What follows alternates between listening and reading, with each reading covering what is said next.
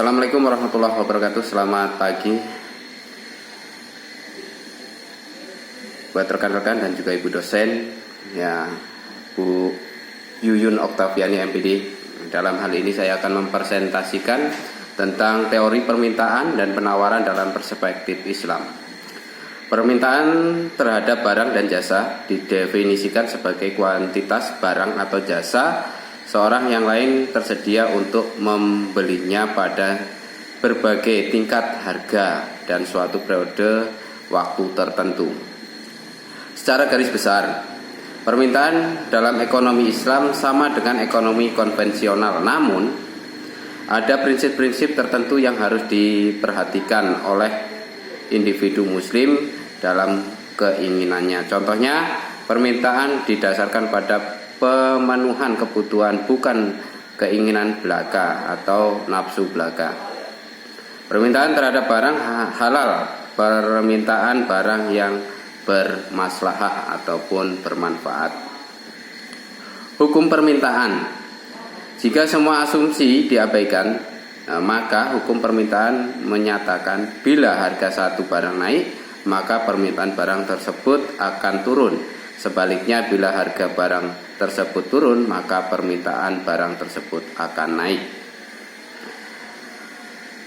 Permintaan, faktor-faktor yang mempengaruhi permintaan: satu, harga barang itu sendiri; yang kedua, harga barang-barang lain; yang ketiga, pendapatan masyarakat; yang keempat, selera masyarakat; yang keenam, jumlah penduduk; yang berikutnya, banyaknya intensitas kebutuhan masyarakat pada waktu tertentu, juga perkiraan harga di masa yang akan datang.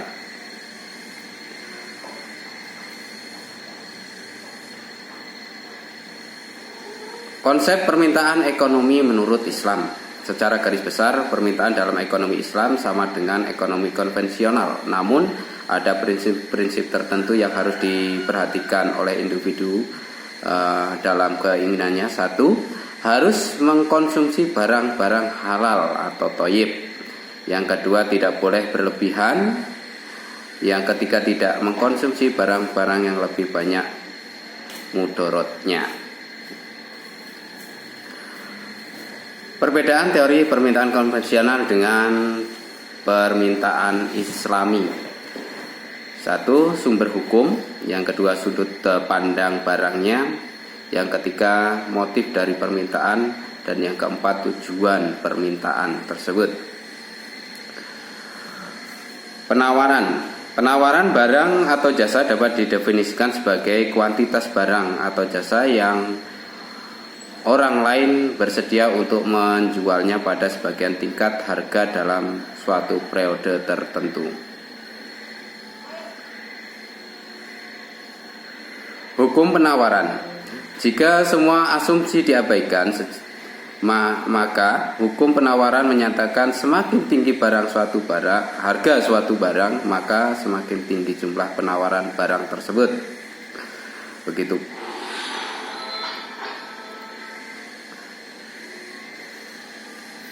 Dan sebaliknya, semakin rendah harga suatu barang, maka semakin rendah pula jumlah penawaran barang tersebut. Faktor-faktor yang mempengaruhi hukum penawaran: satu, biaya produksi, teknologi yang digunakan; yang kedua, tujuan perusahaan; ketiga, jumlah penjual; yang keempat, pajak; yang kelima, ketersediaan harga barang pengganti dan pelengkap; yang keenam, prediksi atau perkiraan harga di masa depan; yang ketujuh, kondisi alam.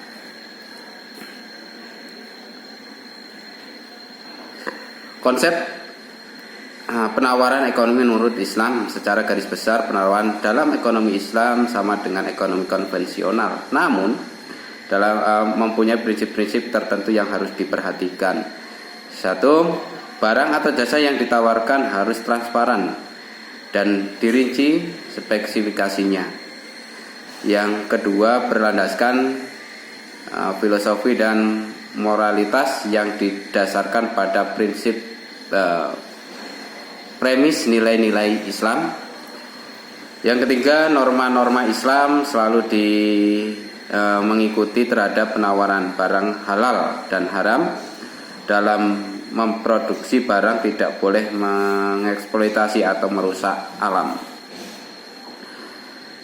Hukum perbedaan teori penawaran konvensional dengan penawaran Islam.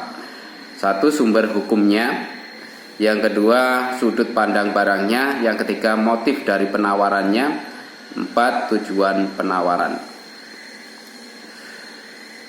Terakhir, kesimpulan, Islam adalah agama satu-satunya yang mengutamakan prinsip-prinsip yang meliputi semua segi kehidupan manusia. Tidak hanya membicarakan tentang nilai ekonomi. Islam telah menanamkan kerangka kerja yang luas berdasarkan kesepakatan ekonomi yang sama dan adil bagi penganutnya untuk mengarahkan mereka ke arah kehidupan ekonomi yang seimbang. Terima kasih untuk yang dapat saya sampaikan, lebih kurangnya saya mohon maaf. Saya Hari, wassalamualaikum warahmatullahi wabarakatuh.